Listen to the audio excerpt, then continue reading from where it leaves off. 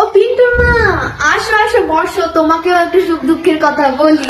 আমার বাবু জবার থেকে বিয়ে করে এই মহারানীকে আনছে, সংসারে কিন্তু অশান্তি আর অশান্তি, অশান্তি আর অশান্তি।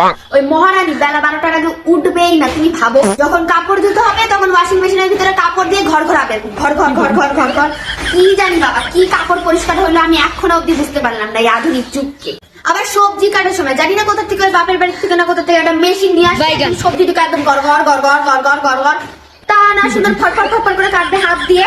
ও হ্যাঁ, আবার আরেকটা নাটক আছে, এখন আবার হাত দিয়ে রুটি বেলা যাবে না, আবার একটা রুটি মেকার আছে, এমন করে দিলে আবার রুটি ফুলে যায়। বাবা রে বাবা, আরো নাটক আছে, বেলা 12টার পর উঠে মুখটা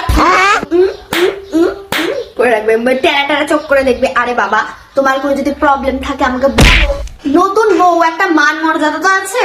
কোনো বিয়ে বাড়িতে গেলে আমরা নাচ কি করে করতাম? এই যে এভাবে এভাবে এভাবে, আরো এভাবে।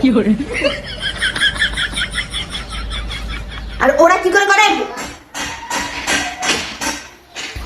আমি ওদের নাচের ঢং কিছু বুঝি না বাবা। আমি যখন মহারানীকে বলি যে এইসব কাজগুলো মেশিন দিয়ে না করে হাত দিয়ে করো, তাহলে একটু এনার্জি থাকে শরীরে, তখন মুখে বাইগান। আমি বুঝি না যে কাজগুলো হাত দিয়ে করে যা মজা আছে তা মেশিন দিয়ে করে আছে বলো তো। আমার হাত জগন্নাথ।